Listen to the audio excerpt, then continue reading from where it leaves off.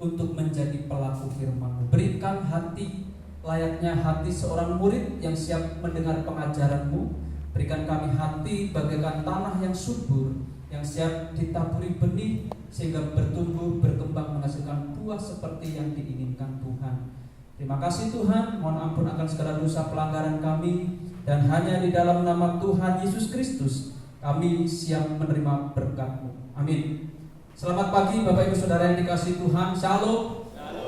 Puji Tuhan, pada kesempatan ini Bapak Ibu Saudara, meskipun ada beberapa saudara kita yang sedang kurang sehat ya, kita doakan supaya Tuhan memberkati dengan kesehatan dan dipulihkan kembali.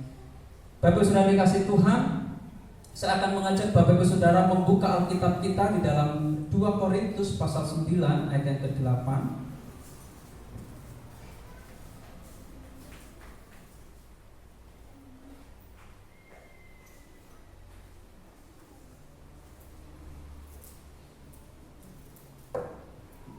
2 Korintus pasal 9 ayatnya ayat yang ke-8. Sudah ketemu Bapak Saudara? Oke, kita akan baca bersama-sama ya satu ayat. 2 Korintus pasal 9 ayat yang ke-8. 1, 2, 3. Dan Allah sanggup melimpahkan segala kasih karunia kepadamu, supaya kamu senantiasa berkecukupan di dalam segala sesuatu dan malah berkelebihan di dalam berbagai kebajikan. Bukan tanpa dasar Rasul Paulus mengirim surat kepada jemaat yang ada di Korintus, Bapak Ibu Saudara. Ini merupakan hal yang mestinya ada di dalam kehidupan orang Kristen. Pada perikop ini Bapak Ibu Saudara, Paulus sedang menggerakkan jemaat yang ada di Korintus supaya mendukung pekerjaan Tuhan yang ada di Yerusalem. Pada waktu itu Yerusalem sedang membutuhkan dukungan. Bukan hanya Korintus sesungguhnya, Paulus pun juga mengirim surat kepada jemaat yang ada di Makedonia. Jadi ada 2 surat yang ditulis oleh Rasul Paulus kepada jemaat. Tetapi respon yang terjadi terhadap jemaat berbeda-beda. Makedonia memiliki gereja secara finansial, Bapak Ibu Saudara. Makedonia ini adalah rata-rata jemaatnya itu adalah menengah ke bawah perekonomiannya.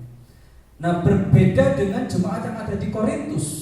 Di Korintus itu karena rata-rata pendidikannya tinggi, begitu juga keuangan perekonomian mereka pun juga terhitung nilainya menengah ke atas. Kalau perbandingannya mungkin Bapak Ibu Saudara antara Boyolali ini dengan Jakarta, UMR-nya beda ya. Jakarta berapa Bapak Ibu Saudara? Ada yang tahu? 4,5 ya. Boyolali beda ya, ada bedanya. Kenapa beda? Karena kemungkinan besar, bukan karena kemungkinan besar, salah satu faktor pendukung kenapa di Jakarta tinggi, karena di sana adalah bukan metropolitan lagi, sudah megapolitan. Artinya wilayahnya sangat luas, penduduknya banyak dibandingkan dengan kota-kota yang lain. Nah, Korintus pada waktu itu dulu nggak tahu sekarang sudah menduduki stratanya itu sudah metropolitan besar, sama seperti Jakarta kalau kita bandingkan. Berbeda dengan Makedonia, mungkin kalau kita bandingkan sama dengan Boyolali. Nah, kenapa Paulus kok mendesak supaya jemaat yang ada di Korintus itu memberi? Karena satu, mereka selain berpendidikan tinggi, rata-rata jemaat itu bahkan perekonomiannya menengah ke atas, tetapi ada satu faktor yang mempengaruhi kenapa Rasul Paulus ngoyak-oyak. Karena jemaat yang ada di Korintus, meskipun mereka secara perekonomian menengah ke atas, mereka pelit yang minta ampun. Itu terlihat dari apa? Makedonia dibandingkan mereka jemaat yang rata-rata perekonomiannya menengah ke bawah, tetapi ketika Rasul Paulus mengirim surat, bantuan di Yerusalem, Yerusalem membutuhkan dukungan. Yerusalem sangat kekurangan. Engkau sebagai warga kerajaan Allah, engkau sesama orang Kristen, apa pedulimu terhadap mereka? Tunjukkan kepedulianmu, tunjukkan kasihmu kepada mereka. Apa yang terjadi? Bukan hanya menengah ke bawah saja Bapak Ibu Saudara, rupanya jemaat Makedonia ini pun juga sedang mengalami masalah. Gereja juga punya masalah, keuangan pun juga ada masalah. Tapi dalam hal ini Bapak Ibu Saudara, Paulus memberikan apresiasi kepada jemaat yang ada di Makedonia. Mereka miskin, tapi dalam hal memberi Bapak Ibu Saudara, mereka kaya.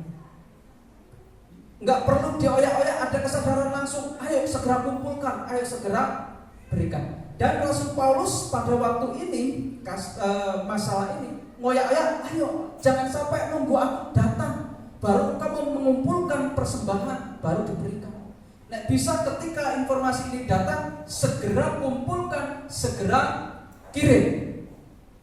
Nah, tapi bedanya di sini.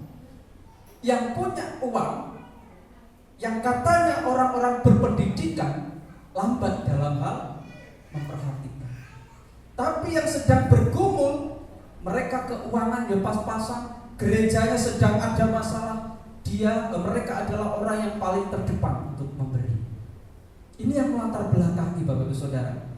Oleh karena itu Rasul Paulus juga memberikan satu nasihat dan juga memberikan suatu ajaran yang sangat luar biasa di ayat yang ke-8. Dan Allah sanggup melimpahkan segala kasih karunia kepada kamu, supaya kamu senantiasa berkecukupan di dalam segala sesuatu dan malah berkelimpahan di dalam berbagai kebajikan. Paulus berharap engkau jadilah orang yang baik, dan engkau harus memenuhi ini. Supaya apa? Supaya kekristenanmu itu juga dilihat orang, supaya engkau pun juga bisa menjadi kesaksian, dan engkau pun menjadi berkat bagi Yerusalem. Tegas Rasul Paulus memberi pengajaran. Bahkan di situ dikatakan di ayat yang ke-8 itu, supaya kamu senantiasa berkecukupan di dalam segala sesuatu. Ketika memberi, nggak mungkin engkau akan miskin ketika engkau memberi. Kurang lebih seperti itu ya. Seberapa sih yang engkau berikan, hai jemaat Korintus? Dan pemberianmu itu tidak akan membuat engkau menjadi miskin. Tetapi Rasul Paulus memberikan penekanan di sini, supaya kamu senantiasa berkecukupan di dalam segala sesuatu. Bahkan bukan hanya cukup, bahkan berkelimpahan, berkecukupan. Saudara yang dikasihi Tuhan, ini adalah satu prinsip yang semestinya juga dimiliki oleh orang Kristen. Oleh karena itu firman Tuhan, saya berikan judul saat ini, diberkati untuk menjadi berkat. Amin Bapak Ibu Saudara. Diberkati untuk menjadi berkat. Ketika kita menerima berkat, kita sudah sepatutnya bisa menjadi berkat. Sudahkah ini kita lakukan? Saudaraku yang dikasihi Tuhan, rupanya diberkati untuk menjadi berkat ini adalah satu panggilan setiap orang Kristen. Saudara dan saya memiliki panggilan ini. Kita dipanggil untuk memperhatikan firman Allah yang besar tentang pemurahannya dan bagaimana kita sebagai umatnya diberkati untuk menjadi berkat bagi orang lain. Muncul gak pertanyaan, aku sudah menjadi berkat bagi orang lain belum ya? Ya itu yang harus kita pergumulkan. Nah ini dalam 2 Korintus ini Bapak Ibu Saudara memberikan ajaran tentang apa yang semestinya kita lakukan terhadap berkat yang Allah percayakan kepada kita. Saudara diberkati? Angkat tangan yang diberkati. Semua diberkati. Senang Bapak. Haleluya. Puji Tuhan. Nah kita akan melihat saudara dan saya sudah diberkati. Amin. Apa yang kita lakukan dengan berkat ini yang harus kita lakukan, dan ini yang harus kita kerjakan. Saudara, sering kita melihat ya gambaran ini, ilustrasi. Terkadang orang merasa memiliki waktu 24 jam itu masih kurang. Karena apa? Dikejar deadline. Wah, aku harus selesai, besok tugasku harus tak kumpul, besok pekerjaanku harus selesai, besok bla bla bla bla dan lain sebagainya. dikejar oleh waktu. 24 jam rasanya kurang untuk mengerjakan ini. Mbok nek iso Gusti satu hari satu malam itu 36 jam. Oh. Suwe Pak. Berarti setengah harinya itu bukan 12 jam berarti ya. Satu harinya ya. Bukan hanya 12 jam kalau 36 jam. Harus 18 jam. Tuh. Artinya apa Bapak Ibu Saudara? Harus pintar-pintar mengelola kemurahan Allah. Yang harus kita lakukan, kita harus pintar-pintar mengelola atau memanajemen, bahasa kerennya. Keren ya? Memanajemen. Wes mengelola lah Pak, enggak usah abot-abot. Allah kita adalah sumber segala kebaikan dan kemurahan. Amin. Siapakah sumber kemurahan yang ada pada Bapak Ibu Saudara? Ada yang mengelak, ada yang menolak ini? Allah kita itu sumber segala kebaikan. Allah itu baik, amin. Allah itu murah hati, benar. Lah aku minta kok nggak diberi. Kenapa bisa seperti itu? Itu beda, itu nanti akan kita bahas kapan-kapan. Dia adalah sang pemberi segala yang kita miliki, amin. Oh nggak ada yang amin ya? Saya nggak butuh dukungan, saya hanya ingin melihat saja bagaimana saudara menilai Allah. Apakah Allah itu sang pemberi yang kita miliki? Ada apa yang ada pada kita, saudara? Kalau Allah itu sang pemberi segala yang kita miliki, apa yang ada pada saudara? Yakinkah, benarkah yang ada pada saudara itu dari Allah? Yes, nanti kita. Dalam ayat ini kita diperingatkan bahwa Allah mampu memberikan berbagai berkat kepada kita secara berlimpah. Apa berkat yang Allah berikan kepada saudara dan saya? Yakin enggak? Yang melimpah dalam diri kita ini dari Allah yang memberi. Apa yang saudara miliki? Kesehatan saudara punya tubuh yang sehat dari siapa? Harta yang saudara miliki dari siapa? Hasil kerja kerasku Pak. Aku belajar dan aku bekerja giat, segiat-giatnya, siang gak ngerti siang, malam gak ngerti malam. Karena di dalam gedung yang tertutup ya. Saya bekerja banting tulang gak banting-banting. Supaya apa? Ada berkat itu. Kalau kita melihat dari tulisan Paulus kepada jemaat yang ada di Roma ini Bapak Ibu Saudara, bahwa berkat itu sumbernya dari Allah. Perhatikan di ayat ke-9.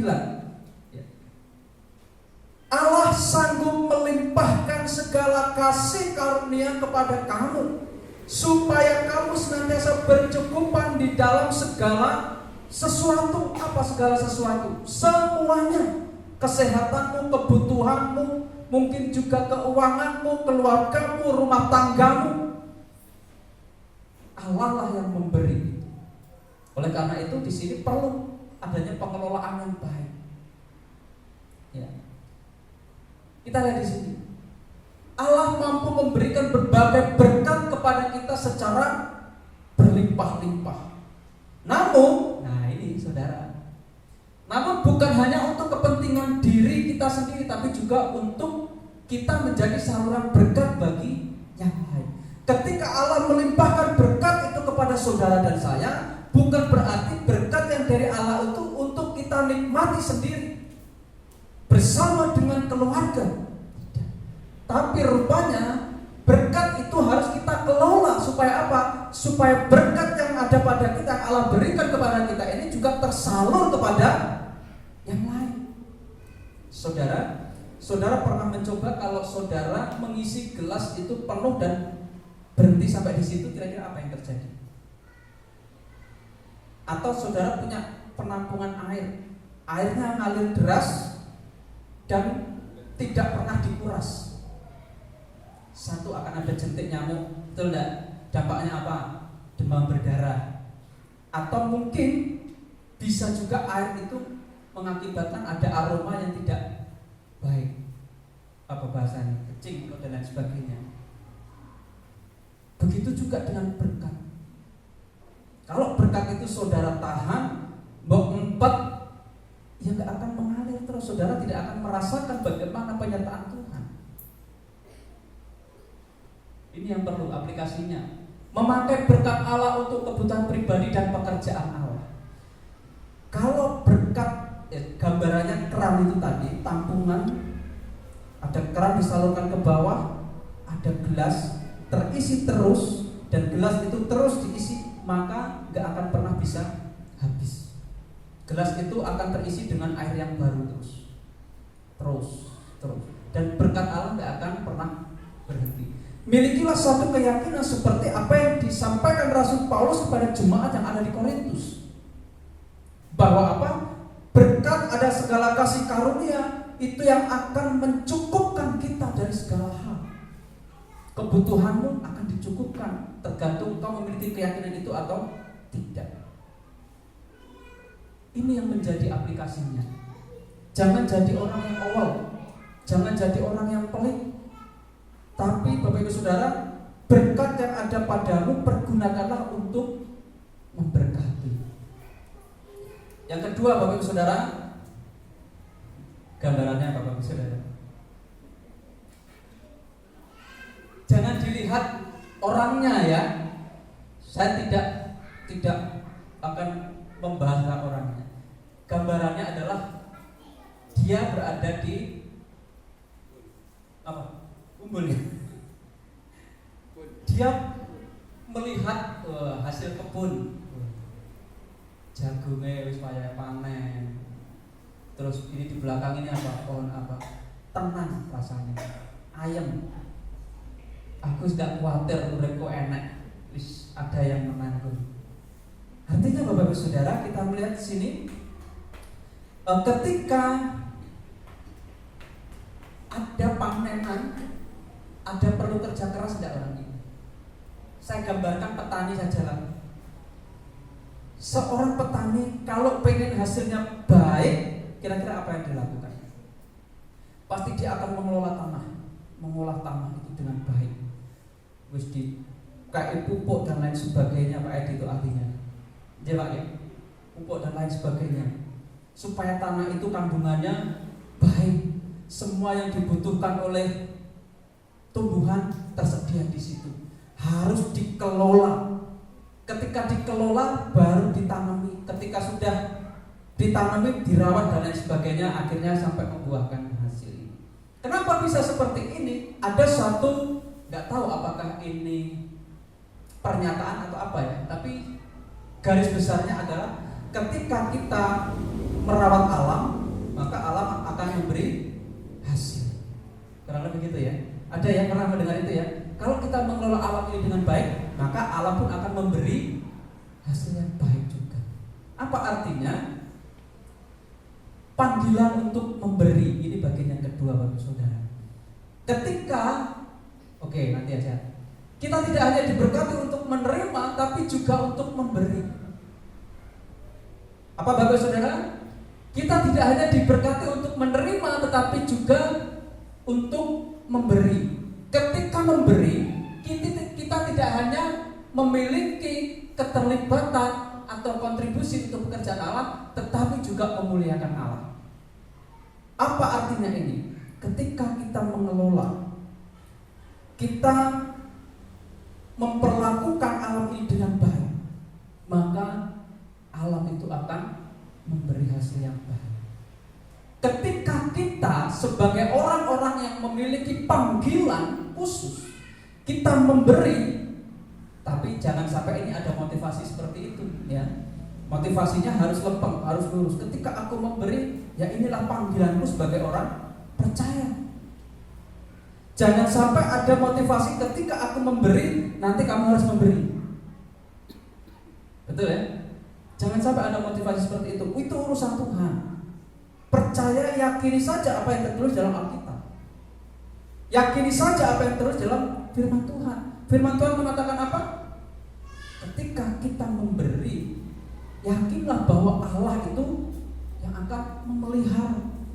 Gak perlu kita mengharapkan imbalan, gak perlu ada pamrih ketika memberi, harus dengan ketulusan hati. Allah yang akan menilai pemberian kita, dan Allah sendiri yang akan berkarya terhadap pemberian kita. Sebagaimana yang tertulis Bapak Ibu Saudara dalam ayat ini, Allah memberikan kita berbagai berkat agar kita menjadi berkat bagi orang lain.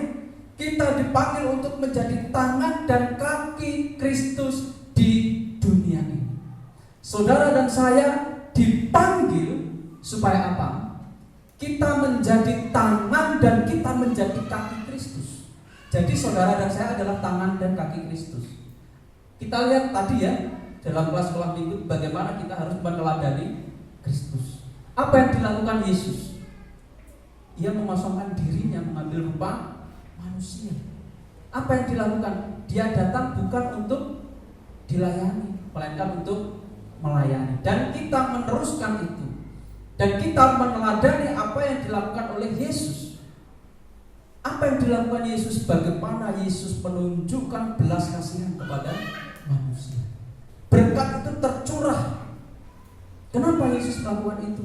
Ketika Yesus melayani siapapun itu, entah orang yang bisu, entah yang tuli, entah yang apalagi buta, entah yang lumpuh, entah yang kusta, satu yang ada pada diri Yesus apa? Hatinya penuh dengan belas kasih. Bagaimana panggilan kita? Ketika kita memberi, apakah ada dalam hati kita, aku memberi ini karena kasih? Sama seperti Kristus. Karena apa? Ukurannya adalah Kristus. Dia adalah kasih, kita pun juga harus menjadi pelaku kasih. Saudara dan saya menjadi tangan dan kaki Kristus. Memberi yang terbaik dengan ketulusan dan keikhlasan hati. Ketika saudara memberi tadi ya, jangan mengharapkan apapun juga dari pemberian kita. Tetapi ketika kita memberi, berikanlah itu dengan ketulusan hati. Milikilah kesadaran bahwa inilah panggilanku sebagai orang percaya. Ketika aku memberi, itu adalah ajaran kitab suci. Terakhir, ini burung yang paling besar di dunia. Burung apa Bapak Saudara? Empret apa gereja? Ya, kalau bahasa Alkitab itu burung pipit ya, jenis-jenisnya empret. Jenis-jenisnya empret, burung gereja, burung manuk manyar atau mayar itu ya. Kan sejenis ya. Biasanya dijual itu ya. Banyak yang jualan. Kita melihat burung ini Bapak Saudara. Dia nggak punya ladang. Benar ya? Dia nggak punya sawah. Dia nggak ada tempat untuk menanam, tapi Allah pelihara. Tapi jangan memakai ini dengan sembarangan ya. Oh, pelombe tonggo, loh ini punya Gusti Allah kok. Semua berhak aku ciptaan Gusti Allah kok. Kan gitu. Terus diopek, ini kan punya Gusti Allah. Jangan. Itu masa kecil tuh nyolong pelom. Nang ladang diserampangi pelomnya. Ketenangan hati dalam memberi. Ini yang dibutuhkan. Saudara. Apa kontribusinya burung gereja? Kira-kira berkontribusi tidak terhadap tanaman? Untuk biologi sidik ya. Berkontribusi tidak? Jangan salah saudara. Meskipun dia tidak punya ladang, meskipun dia ngaku-ngaku iki tak Gusti Allah, aku itu bagian, dia berkontribusi terhadap penyerbukan yang menghasilkan buah. Bukan hanya ini, kupu-kupu, belalang itu juga berkontribusi. Nah, ada ketenangan dalam memberi. Kita akan lihat mereka, apakah ini tuntutan? Enggak. Ya dia hidupnya dari situ. Dia tidak diciptakan seperti manusia yang bisa menanam dan lain sebagainya. Tapi setidaknya dia bisa menjatuhkan benih dan tumbuh. Nah, ada kontribusinya tetap. Saat kita hidup dalam ketaatan terhadap panggilan Allah untuk memberi, kita akan mengalami ketenangan dan sukacita yang melimpah. Tenang, tabur tuai itu ada. Siapa yang menabur, dia pasti akan menuai. Mungkin ini juga sudah berkontribusi memberikan taburan, menaburkan benih. Makanya dia bisa menuai. Tapi di dalam Alkitab tidak ditulis gitu ya. Di dalam Alkitab lihatlah burung pipit, dia tidak menabur, Dia tidak menanam, tapi dipelihara oleh Allah. Mungkin yang mikir, oh ini sing numpulnya Gusti Allah, aku ciptaan Gusti Allah, mungkin gitu ya. Kalau dia bisa ngomong, mungkin ngomong gitu.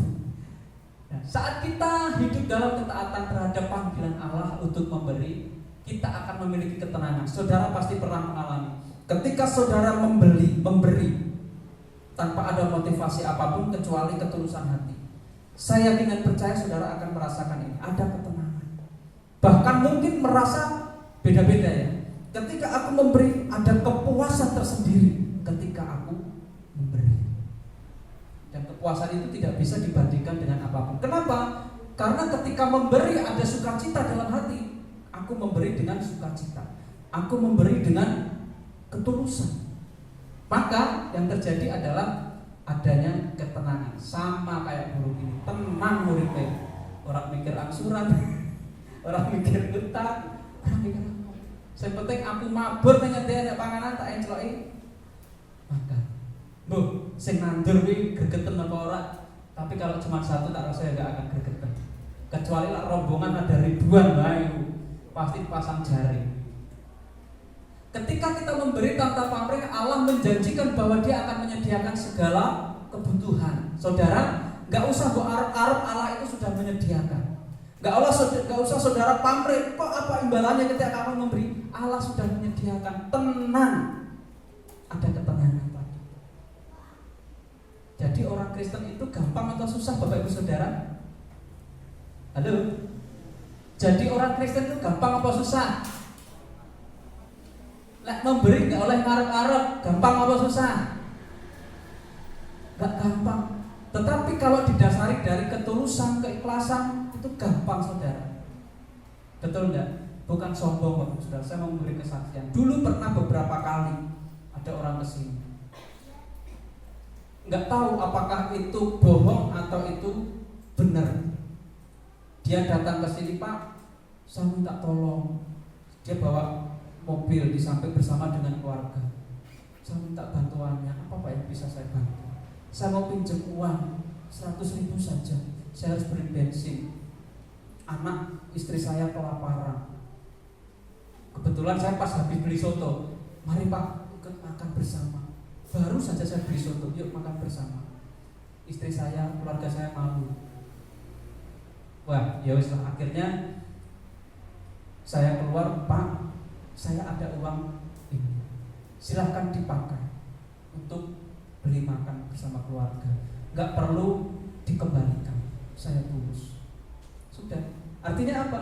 Ketika saya memberi pun saya juga tidak mengharapkan dia kembali balik tidak. Dan ketika saya memberi, ada kepuasan dalam diri saya bisa memberi kok. Nggak harus nunggu saya kaya untuk bisa memberi. Yang penting apa? Saya ngomong apa adanya. Ini yang ada pada saya Pak, silakan dipakai. Nggak usah mikir kembalian itu. Makanya kadang pendeta itu Pak ya sering di apa namanya? Nah, dimanfaatkan. Padahal niat kita yang baik. Belum tentu kita ya cukup, tapi karena ada belas kasihan. Meskipun saya nggak tahu motivasinya, apakah itu dia hanya pura-pura ataukah beneran. Yang penting dalam hati saya ya itu yang ada padanya. Setidaknya kalau itu betul dia benar-benar kondisinya seperti itu, menjadi berkah. Kalaupun dia berbohong, urusannya dengan Tuhan. Gitu kan? Gitu. Tapi memang kadang dimanfaatkan hal seperti itu.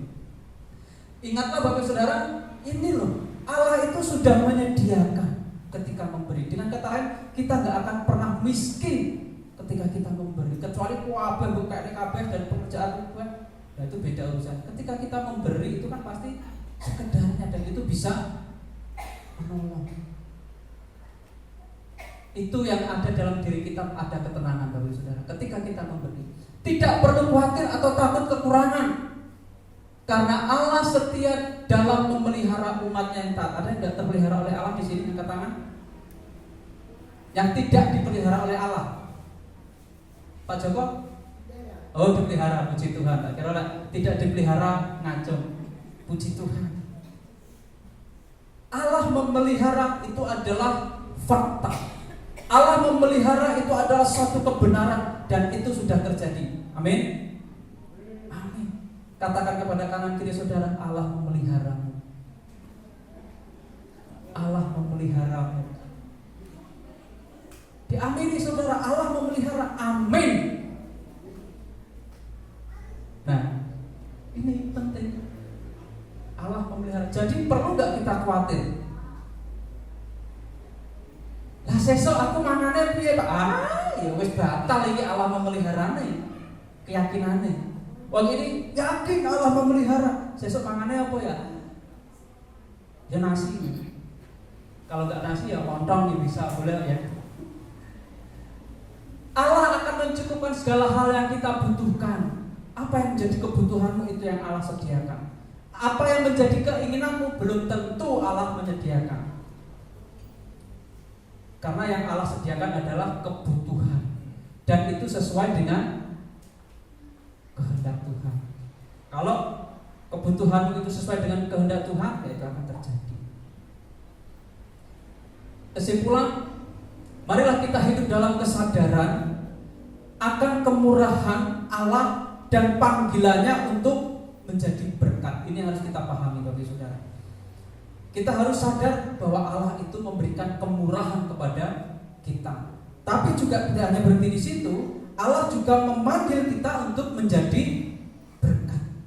Melalui kemurahan hati, kita dapat mengekspresikan kasih Kristus melalui menyalurkan berkat yang Allah percayakan untuk kita kelola dengan bijak untuk kemuliaan Allah. Berilah, tujuannya apa? Kemuliaan Allah.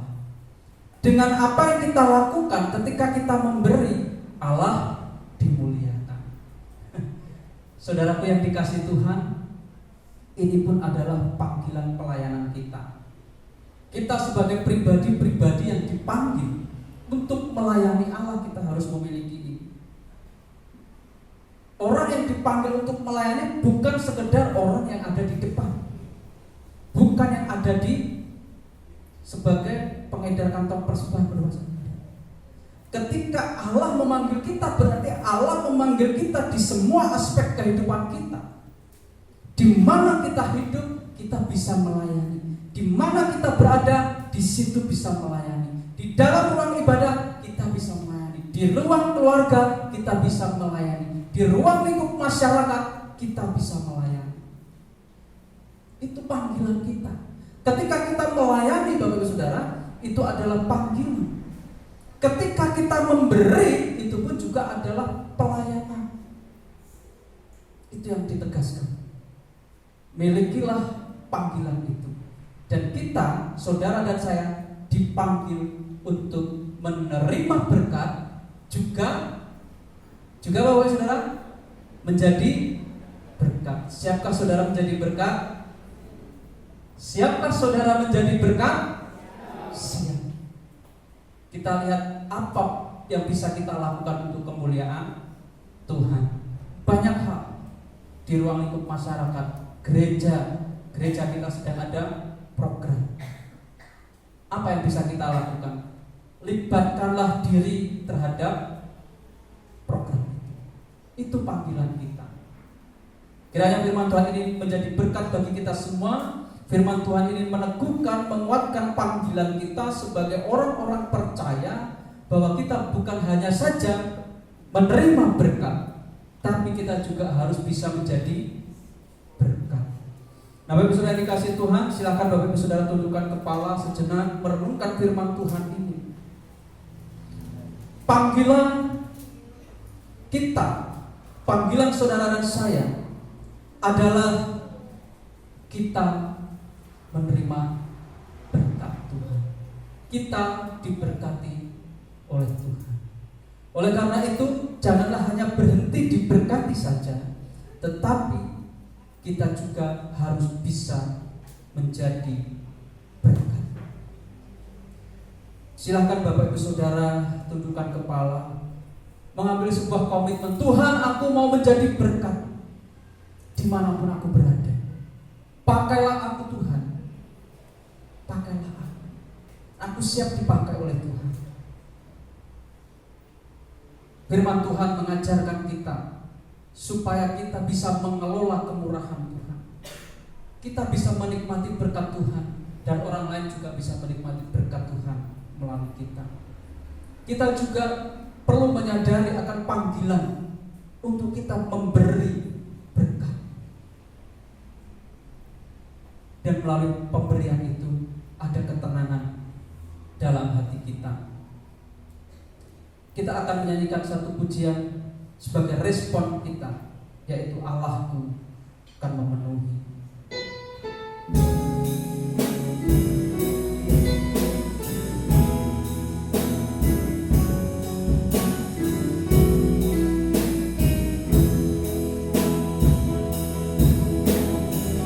Allahku akan memenuhi.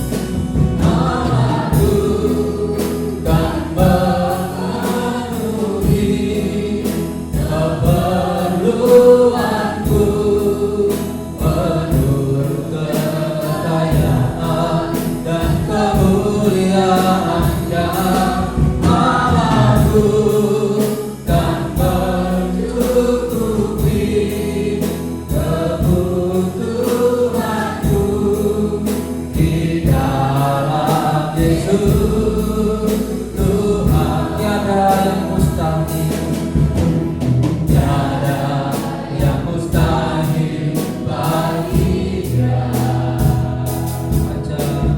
Ajaib segala perbuatan-Nya, segala perkara ku tanggung dalam-Nya, di dalam kekuatan kuasa-Nya, di dalam kekuatan kuasa-Nya. Aku kan memenuhi